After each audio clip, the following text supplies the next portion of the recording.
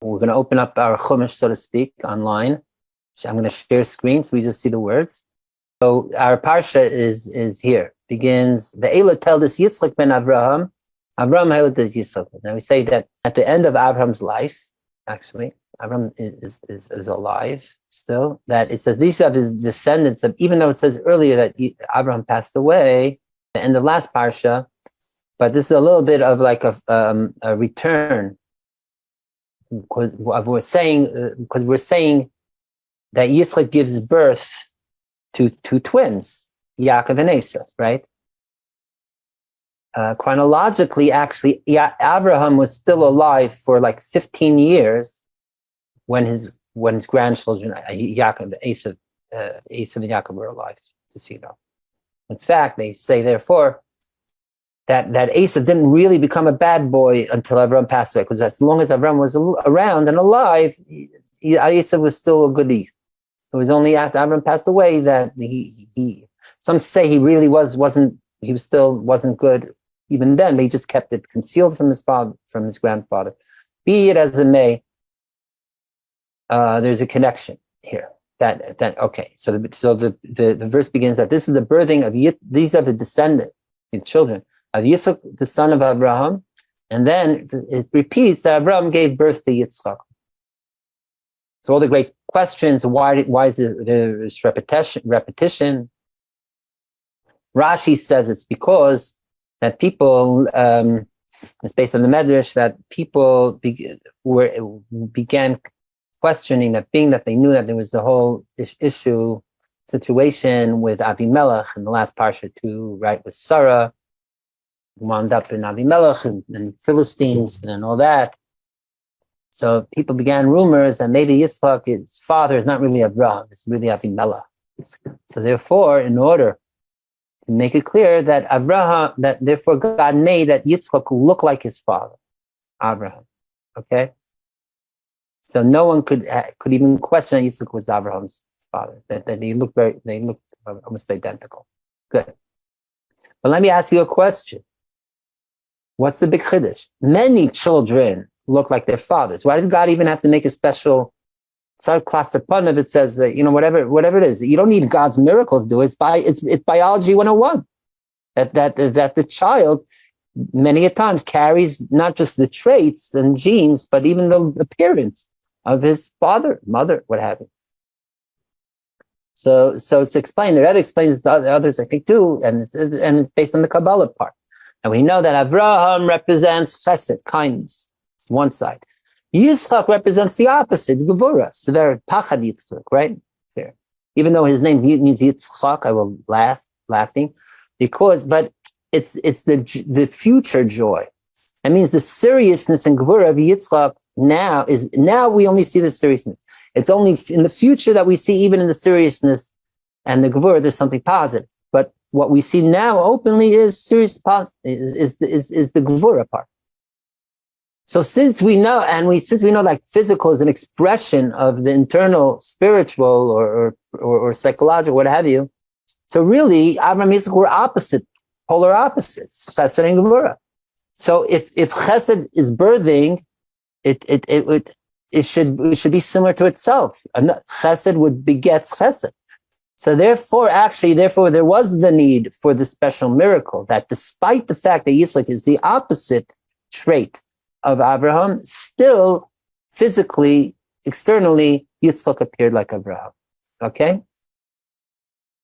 So now riffing on this concept that Abraham is Chesed and Yitzchak is Gevurah, or in other terminology, that Abraham is Ahava, love, and Yitzchak is Yira, or fear, like Pachad Yitzchak was just said, the term is. So now let's look at the verse here, and you'll see two things. So firstly, in the linkage, Abraham is the Chesed, the emanator, like Chesed is giving. Gevurah is more of a restraint, holding back. So in Sefirot, we could say that in the spiritual dynamics, flows that Abraham is emanating, shining down, like giving, and giving, and Yitzchak is the one who's from bottom up, like we were talking before, the Or Yashar and Or Chazer, or Ma and Ban, and so on and so forth.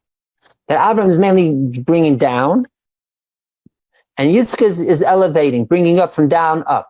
Where else in the Parsha this week do we see that Yitzchak means from taking what's down and bringing it up? What does Yitzchak do later in the Parsha? What does he go digging for? Right, wells.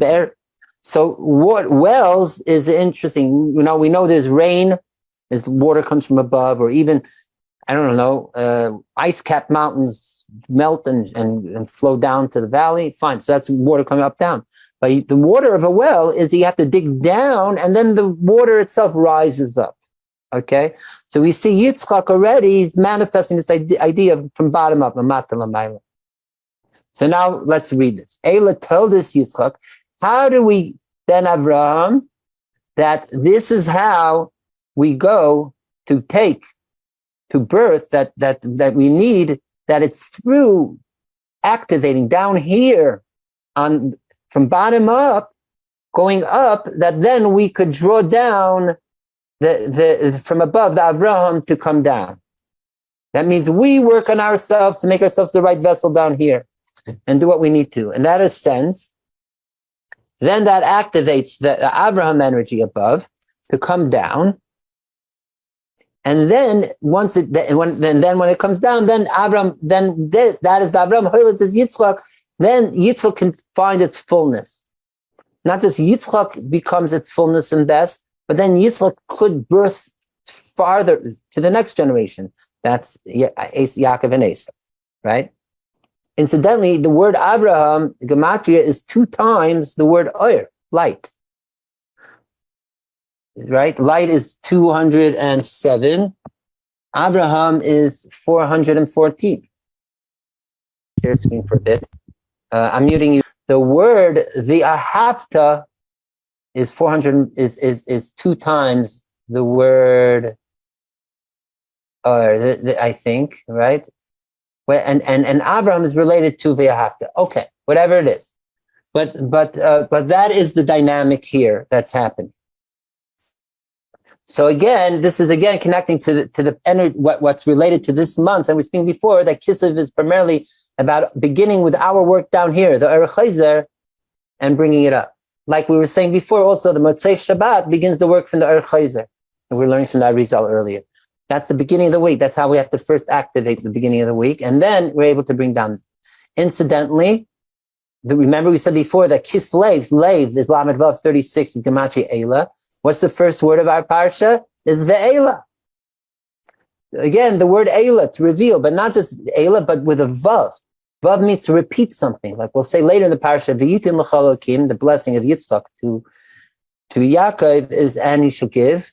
And Rashi says, why V'yitin? He means V'yachse V'yitin, and give, keep on giving and giving again and again and again. So Vav means to continuously giving and shine. So since Eila means to reveal, so Ve'ela means to keep on shining, keep on revealing. How do we get to that state? In this way. We work first on our Yitzchak level, bringing it up to Avram, and then Avram can bring it down here back to our level, Yitzchak, and that way we could birth on further. Okay? So that's one way to look at this first verse. The other way, according to Kabbalah and Chassidus, to look at it, based on what we said before, that Abraham is mainly love, and Yitzchak is mainly Yira, right? Ava, and Yitzchak is mainly Yira, or fear. Now it's brought down in Zayar and Kabbalah that we know that there's lower level love, higher level love, lower level Yira, or Yira, right? There's Ava, it's called like this. The Yira and the Or, it's called, there's Yira Tata, lower law, and there's Yira Ilah, upper, higher, the highest level Yira. Similarly, there's in Ava and love, there's 2 types of love. There's what is known as Ava Zuta, small love, mini love, and then there's Ava Rabba, great love. Okay. So what is the process of, what is the dynamic? So it's 4 levels, 2 levels a year, 2 of Ava. How does it work practically in our own work? And in fact, this translates in davening too, as we'll see. So the way it's explained in Kabbalah is we say b'dechilu u'rechimu rechimu chilu. Chilu is Aramaic for fear, rechimu for love.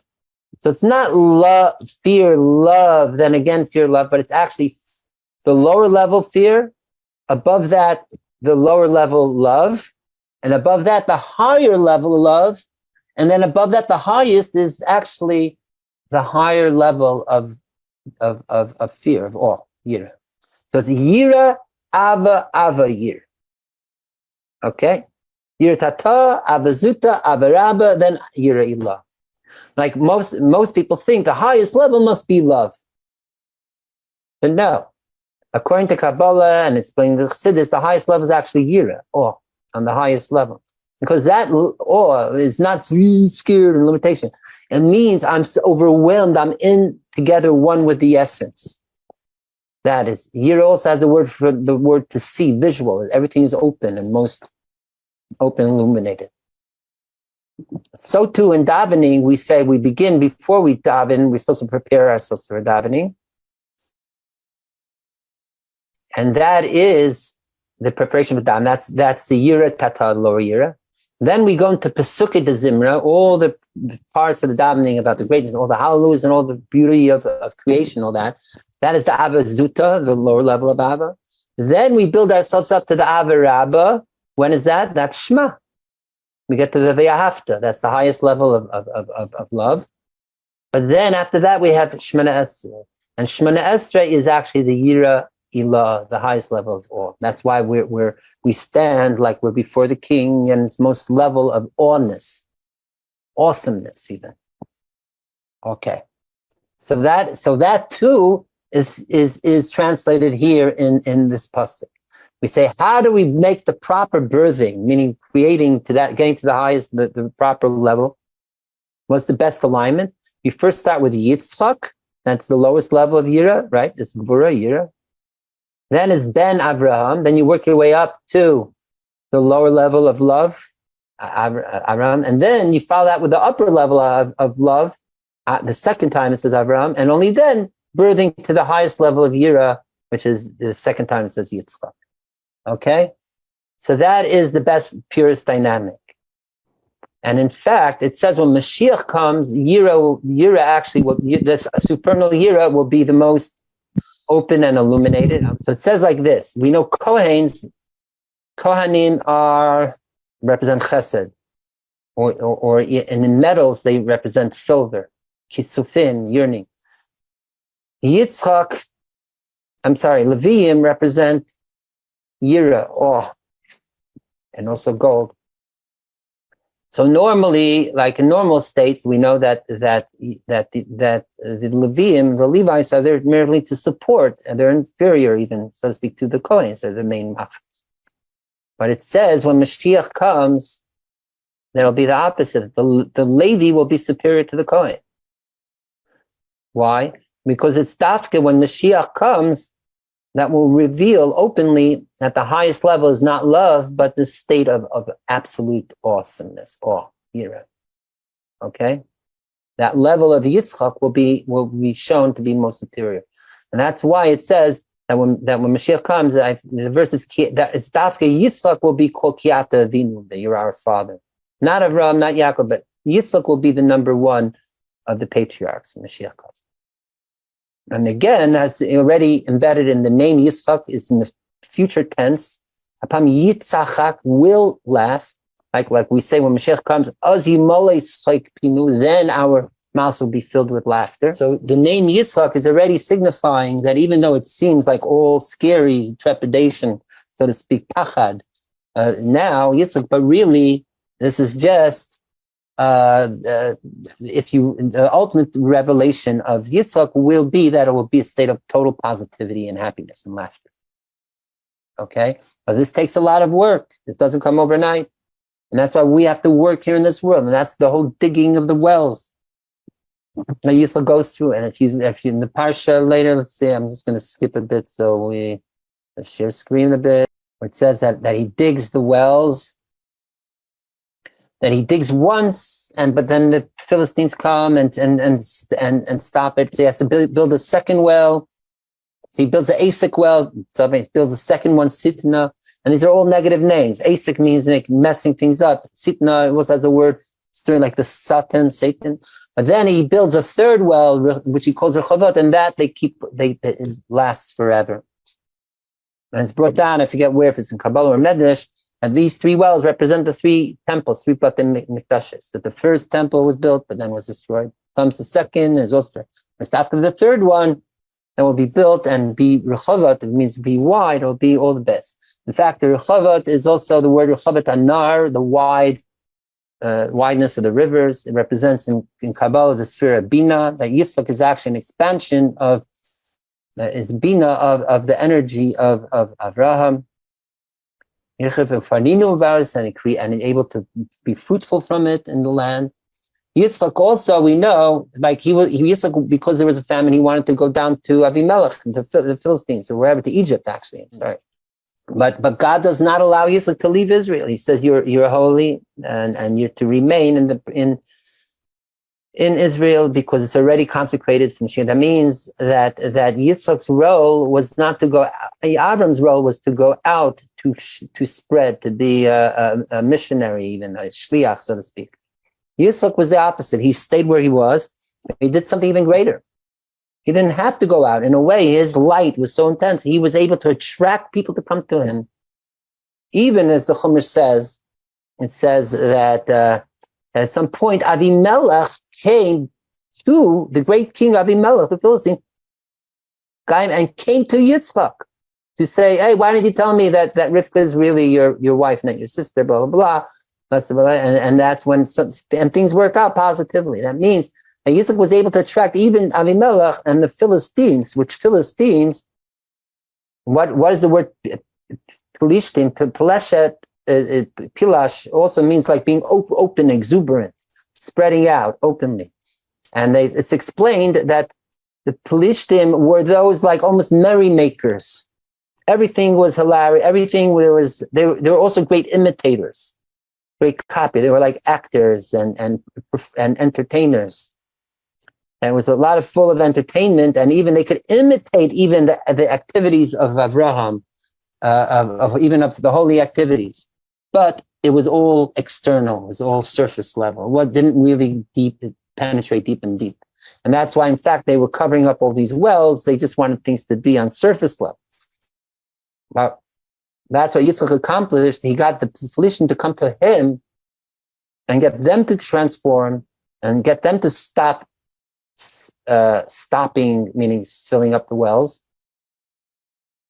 And in fact, was able to do the true revealing of the earth, which is the cover-up, and bringing out the holy waters from below.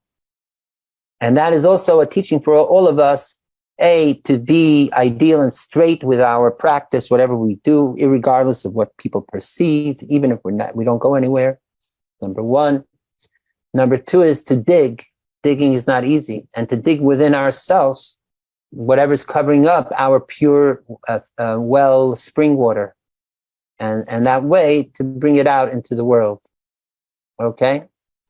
So again, that is related to the whole theme of that we're discussing tonight about being in a state of or chazer, the return light from bottom up, working our way up again. And in fact, that is why when it ultimately comes out in the next generation, what does Yitzchak bless Yaakov when there's the whole trickery and the imposter thing, Yaakov with support of his mother Rivka, dresses up like Esau in the fur and he gets the blessing. God will give you all these blessings from Mitala Shemayim, from the dew of heaven, the Shmani of fat of the land, and there's 10 blessings there, which it's explained in Midrashim that corresponds to the 10 sayings, 10 utterances that God created the world. That now with Yaakov, the blessings of Yitzchak to Yaakov, now the purpose of the whole creation is going to come out openly. But what is it? The word V'yitin L'cha? Who gives it all these great blessings? Not Yud Kei Vav Kei, but Elokim, which we know Elokim is the name of God of Din, of judgment, of Gvura, right? Because that is connected to what we were saying before. That's Dafka through Gvura, Dafka through that effort, the work down here below, that we could actually tap and channel the highest state above of blessings and so on. So again, plugging it back also into the idea before we speak about Motzei Shabbos and Kislev, it's dafka Motzei Shabbos when it's after Shabbos that we could plug in and bring out the highest level of Shabbos light. And it's dafka again by the first day of the month of Kislev when it's darkest that we could bring out the highest light of the first light. That's not just the beginning of light, but it contains all the light to come. Okay, so you see now how everything we've been discussing tonight is all interconnected. Beautifully. Now, there are other aspects related to the parsha. I'm just looking at the clock. It is a bit over time in a way. So maybe I'll just say one or two more little vertelach before we wrap up, if that's fine with everyone. So firstly, the way this plays out that we were talking about, the giving and receiving and the ma and the ban or yashar chizer, it plays out in two other ways. One is also Yaakov and Esav, the twins. Right? They're mirroring in a way they're mirroring, but they're so opposite each other. So Yaakov represents that which is of the emanated giving in a positive way. Esav down here working. So that was also another thing, a bit confusion. Because as we know, who was Rivka's favorite was Yaakov. Who was Yitzchak's favorite, says the Chumash? Esav. Weird, strange. What do you mean? Esav, what? Let me ask you. Esav didn't see or realize what Rivka saw? And even if he didn't, I'm sure Rivka and Esav and her husband Yitzchak sat around and during the dinner table discussed their children. Wouldn't they cross-reference each other and figuring out, and obviously that the better boy here is Yaakov, what's going on? But really, this is the point. Yes, Rivka saw openly Yaakov is beautiful, light, ishtam, sincere, and blah, blah, etc., and only good. Esav is not. Yitzchak knew Esav is not a good guy, even. But that was his point. First of all, he was able, like we said, he was all about the future tense. He will, Yitzchak. So he saw into the future that some great tzaddikim are going to come out of Esav. We know in Gemara even that there were people, those from the Romans that became Jews. Akiva came from the Romans. Shmai and Naftalion came from the Romans. Reb Meir came from the Romans. So in fact, from Esav came great Torahs in the future. So Yitzchak already sensed that Esav has the potential to some great holiness here. Moreover, Yitzchak's point was, just like he is all about Chayda, returning from down here, working your way up, that you got to work and transform even in the lowest level, the earth and the darkness, bring out the light. So he's going to support and encourage Esav to do the same. That even though that Esav is a hunter and he likes hanging out in who knows what fields, Ish Sadeh, in the no good neighborhoods, and doing hanky panky and being all wild. Guess what? There's a purpose of that that eventually when Esav does tshuva and transforms, then he will be even greater than Yaakov in the process. So actually, Yitzchak had great hope. And the great joy, in fact, is not when your son, who's a good boy, keeps on staying good. That's not. But it's after the child who is a rebel, who's, the famous prodigal son thing. It's Dafka, the one who is, who was and all that, and then has a change and becomes better. Man, that brings the most joy to a parent, right? So Yitzchak had great hope in Esav in this respect, that Esav could actually bring it up. In fact, the word Esav has the word asa, to make, to transform. Whereas Yaakov is just the word heal, like an inferior level. But little did Yitzchak know that you can't look into the future. You have to take things for face value the way they are now.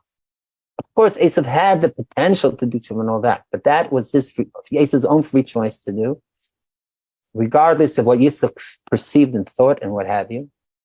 So there, and as we know, the final outcome, which is Esav did not do his tshuva all the way through and remained a nemesis of Yaakov.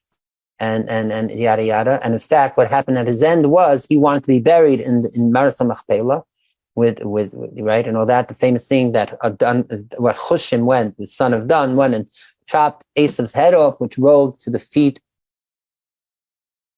of Yaakov, and therefore, according to tradition, only Esav's head is buried in Parshat Machpelah, whereas his body is buried on Mount Seir, which is actually reversal, that his head came to the feet of Yaakov, because it says Yaakov came out.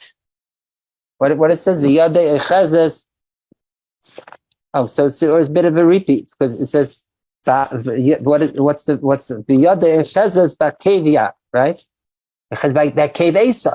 Oh, yeah, so it is the reversal, right? So Yaakov, when he's born, he's holding on to the heel of Esau. But then Esau's head it rolls when he dies to the heels of Yaakov, okay? Realize that the reason why his name Yaakov heels doesn't mean he's just on a lower level. Well, of course, he's news. I'm just saying, part is that Yaakov was through and through so holy that even his heel, even the lowest level, was full of holiness, okay? Additionally, it's also the irony that we say Yaakov through and through was the truth and sincerity, yet he was the one that used trickery, mirma, to get the blessing, to snatch it out from his brother. And there's great teachings in that also, how to be true even in conditions where things don't seem fully, when the truth is not fully open. There's different vertelach. I mean, we could go on, but I'm just thinking of things related to Parsha that connect directly to our overarching theme here. The transformation, and in fact, things like Yitzchak smelled the Gan Eden of the field. We say Gan Eden because he himself was that he smelled, because he himself was for 3 years up in Gan Eden, as we said, right after his mother passed away.